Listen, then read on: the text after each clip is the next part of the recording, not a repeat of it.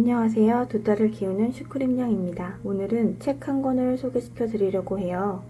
김금숙 작가님의 풀이라는 만화책인데요. 많은 분들이 읽지는 않으셔도 이런 책이 있구나 하는 걸 알아주셨으면 해서 영상을 찍게 되었습니다. 풀은 살아있는 역사, 일본군 위안부 피해 할머니의 증언을 바탕으로 만들어진 책이에요. 작가가 나눔의 집에 계신 이옥순 할머니의 삶 이야기를 듣고 3년에 걸쳐 만들어 2017년 국내에 출간이 되지만 반응은 저조했다고 해요. 그런데 2019년 프랑스 일간지 휴머니티가 선정한 제1회 휴머니티 만화상 심사위원 특별상을 받게 되면서 해외에서 호평을 받게 됩니다. 현재 영어, 프랑스어, 이탈리아어, 일본어, 아랍어, 포르투갈어 7개 언어로 번역 출간이 되었고 2020년 1월 말 일본 현지에 출간이 될 예정이라고 해요. 책 표지를 펼쳐보면 이옥순 할머니와 할머니의 어린 시절인 어린 소녀가 서로 마주보며 웃고 있어요. 15살 어린 소녀에게 일어난 가슴 아픈 이야기. 책의 첫 페이지에는 1999년 할머니가 중국 용정에서 5년 만에 한국행 비행기를 타고 돌아오시는 장면이 담겨 있습니다. 2시간이면 오셨을 그 거리를 돌고 돌아 그토록 그리웠던 집으로 오시게 됩니다. 그리고 할머니의 어린 시절로 거슬러 올라갑니다. 일제강점기 가난한 소장농에 맞다리셨던 할머니는 수양딸로 보내져 식모살이를 하게 되고 심부름을 가는 도중 조선 남자들에게 잡혀 영문도 모르는 곳으로 잡혀가게 되죠.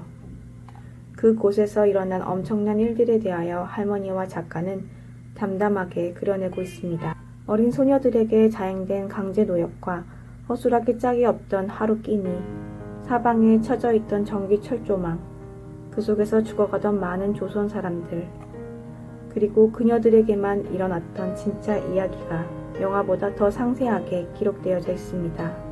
위안부라는 곳에서의 생활, 달거리, 임신, 폭력, 상처, 그 많은 이야기들이 담겨져 있습니다. 1945년 해방 이후 그녀들의 삶은 더욱 비참하기만 합니다. 힘들게 돌아온 그녀들을 향했던 세상의 냉대와 손가락질, 실제 가족들조차도 그 사실을 알자 부끄러워하고 피했다고 하니 피해자인 그녀들 스스로가 몸을 숨겨야 했던 상황이었습니다. 그 엄청난 사건은 할머니의 삶을 송두리째 다 빼앗아갔습니다.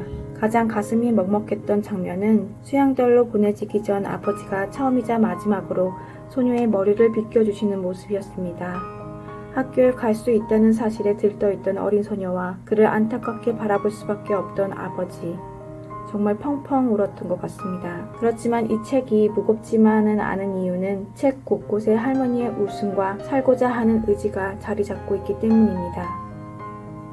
풀이라는 책 제목처럼 할머니는 강한 생명력으로 삶에 대한 의지를 보여주고 계십니다.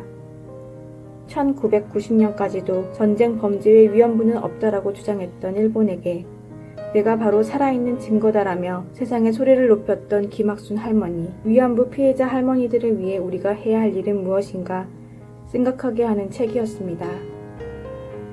마지막으로 일본 분들에게 부탁드리고 싶은 이야기가 있습니다. 제가 이 영상을 찍는 이유이기도 합니다. 해외 수상 소식을 접한 일본인들의 글을 보게 되었습니다. 많은 분들이 이건 모두 거짓과 조작이다. 일본의 명예훼손이다. 한국인은 모두 거짓말쟁이이고 역사 왜곡이다. 라고 말씀하시더군요. 심지어 한국인조차도 악플을 다는 사람이 있었습니다.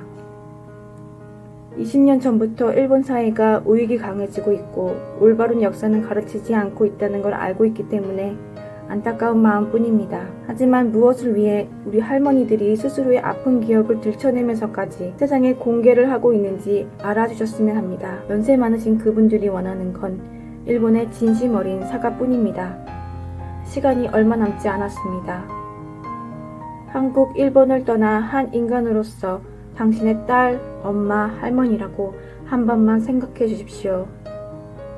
국가 간의 외교적 문제가 아니라 한 인간에게 일어나지 말았어야 할 가슴 아픈 이야기라고 한 번만 생각해 주십시오.